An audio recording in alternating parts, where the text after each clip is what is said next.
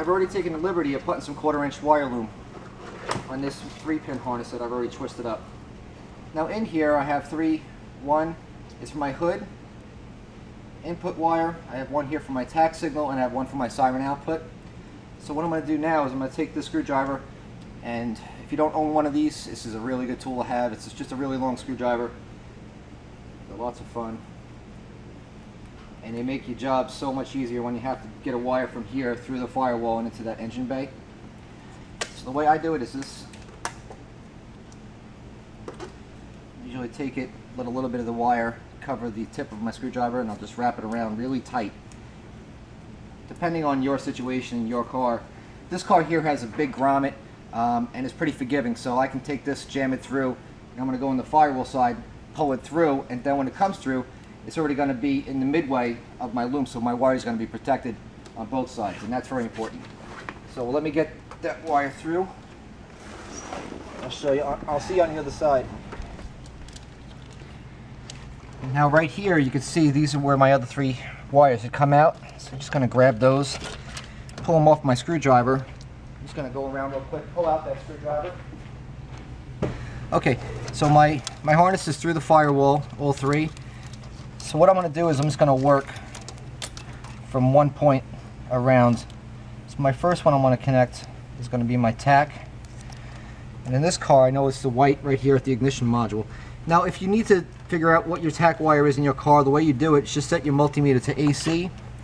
How I do it is like so. I just take my black probe, I ground it someplace in the engine bay, and over here, I already know what my tack is, so don't take me too seriously here. Over here, my white is my tack, and I'm going to probe that with the red on my multimeter. Now when the car is running, this wire here should rest somewhere between 1.5 to 6 volts when the car is idling. And then the next trick, what you want to do is you're going to want to accelerate the car with the gas pedal just while this is on here, so that way you can verify that this wire is doing what it's supposed to do. So in this car, over here, if you see, this here is the throttle cable. So I can depress this while looking at my meter, and this should basically, you know, sit around 3 volts, and it should increase to around 6 volts the harder I accelerate. So that's going to verify that I am on the correct tack wire. I'm just going to make this tack connection.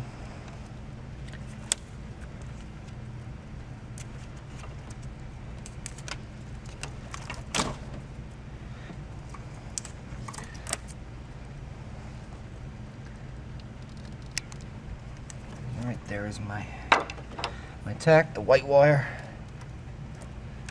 Now I usually use insulation strippers, which you'll see that I'll use a lot later on in the video, but those can be a little overbearing on such small frail wires such as this one, so I choose to go this route, and I would suggest that you do the same, especially on a tack wire. That's a very important, I mean every wire is important, but that one's really important. The way I want to connect onto it, and you're going to see I do this on every connection. I strip back about 1.5 inches or so of the wire. As you can see here, I have a hole, and it's stripped back about 1/4 inch. I'd simply take my wire, go through it, close it up, and I just wrap it around, like so, kind of like a fishing knot. That wire is never going to come off. Then I just insulate it.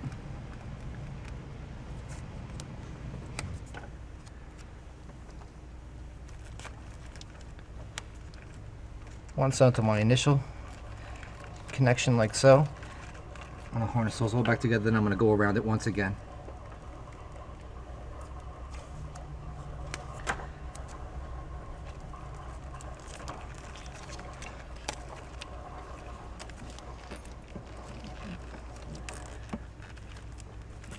Go. So now this wire loom, and this is the first connection of this harness. I'm going to basically just cover the work that I've done and just go over it just a smidge. Then from here I'll continue on with another piece of wire. So the next thing I'm going to do is I'm going to take up these two wires. My brown is going to be from my siren positive output, so I'm going to run that over here, draw my siren right around here, which you're going to see. And this gray wire, I'm going to connect the mercury switch up onto the hood. And the mercury switch is going to do two things. One, if the hood is open, it's going to set up the alarm trigger. It'll trip it for a hood trigger. And secondly, if the hood is open, the remote start will not allow itself to engage, so it'll perform a safety feature as well. So I just usually take a piece of electrical tape from the point where I'm going to join my next piece of loom to wherever it's going to go. Usually I do it in a T. You don't have to be as anal as I am, but it wouldn't be me unless I was anal, right? So here's my brown, which is the next one I'm going to tackle, is my siren. So I'm just going to grab some of this 1/4 inch loom.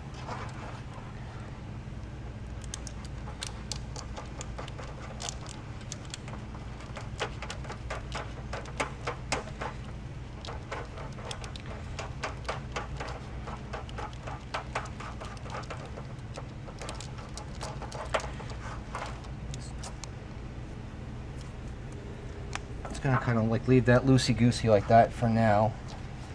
And then over here, I'm just going to take a piece of tape and cap this off. Just this makes it impossible for the wires to ever get separated from the harness, because once they're in there, I like to make sure that they stay in there. So once I got that, I'm going to leave this just kind of like that, just leave it chilling. And I'm going to mount up my siren. But before I do so, you can see of the two wires, the red is going to connect to the brown, which is my positive output for my siren, and the black is the ground. So I'm going to throw a ring terminal on here.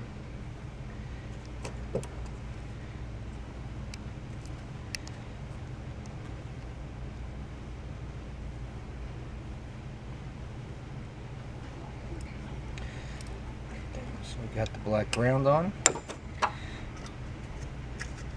Now the fun part is to try to hold all that together and screw it into that part of the engine bay.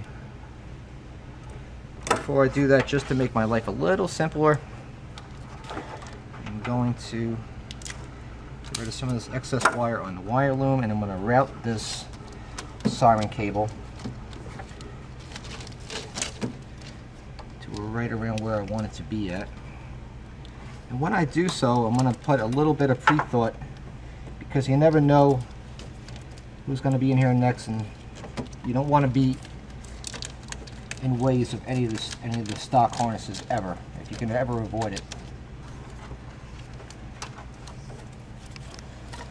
So I like to kind of like try to hide it and go around certain things like this one here to the best of my ability.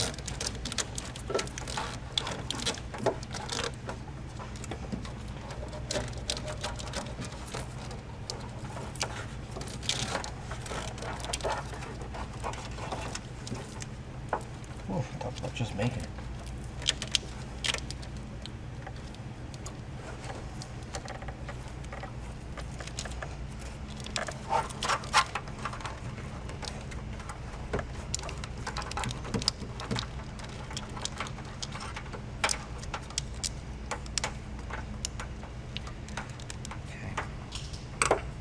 So again, I want to leave this little bit of extra loom here because I want to have to go onto here, cover my connection, and bring it all the way to the end to where the siren is going to ultimately be located, right over here. So the next move for me is to join these two wires together. So once that's done, I can finish looming this up. Then the only thing I have to worry about is screwing on this first one, and the second one just fighting to hold this ground on and shooting in the second screw at the same time.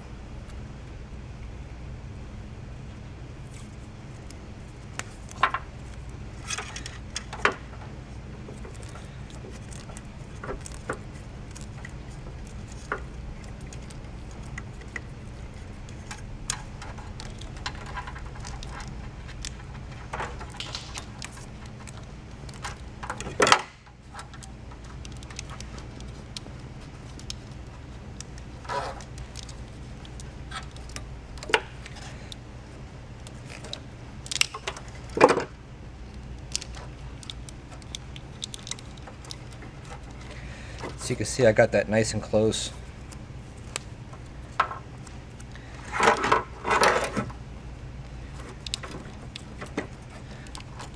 And that will make sure it stays on there. I mean, if you really want to be crazy, I'll show you how to get crazy. You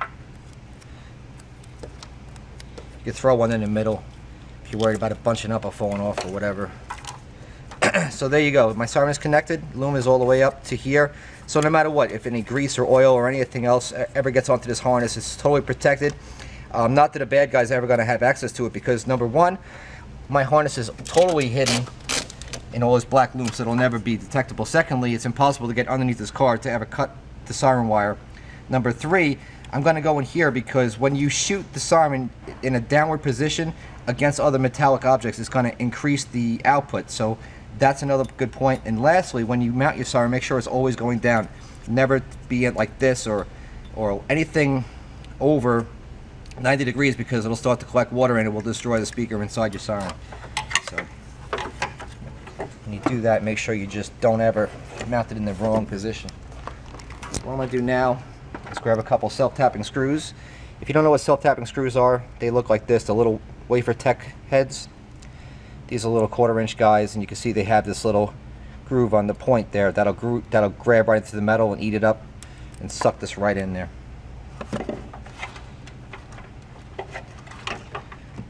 And also, I didn't mention it, but this siren here has this little loop. If you cut this loop, it'll actually make a soft chirp when you arm and disarm, but I don't want that feature. I can actually do that through programming, so that way the end user, the customer, whoever the person is who's actually using your alarm system, will have the ability to change that to their own personal settings, and that should always be what your main focus is. So I'm going to shoot in the hardest of the two screws first.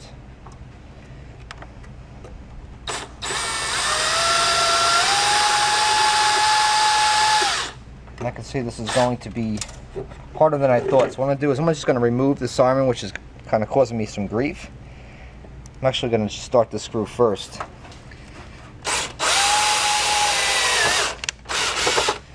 And you'll see why in a second.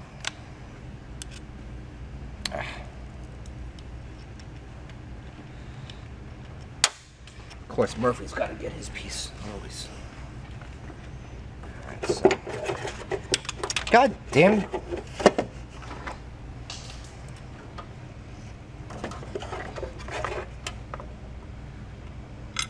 Murphy's Law. Never fails, never fails.